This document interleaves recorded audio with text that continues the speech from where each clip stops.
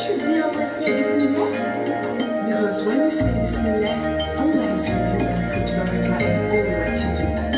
Bismillah, Bismillah, Bismillah, oh Lord Allah.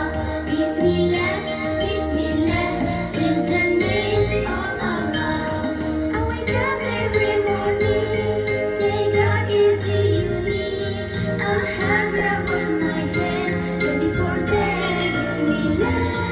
I wake up every morning, say God is the unique. Alhamdulillah, wash my hands, but before saying Bismillah. Bismillah, Bismillah, Bismillah, oh Lord Allah. Bismillah, Bismillah, in the name of Allah. Bismillah, Bismillah, Bismillah, oh Lord Allah. Bismillah, Bismillah, in the name of Allah. When I'm ready for lunch, don't forget to say thanks to those who found me well. But before saying Bismillah, when I'm ready for lunch, don't forget to say thanks to those who found me well. But before saying Bismillah, Bismillah, Bismillah, Bismillah, oh Lord Allah. Bismillah, Bismillah, in the name of Allah. Bismillah, Bismillah, Bismillah, oh Lord Allah.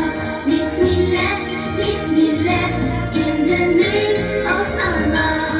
And when school is over, I can play, it's your wait, I have to pray, but before saying Bismillah. And when school is over, I can play, it's superb. Wait, I have to pray, but before saying Bismillah. I don't like children who say Bismillah. I don't like children who say Bismillah. Don't forget, never forget Bismillah.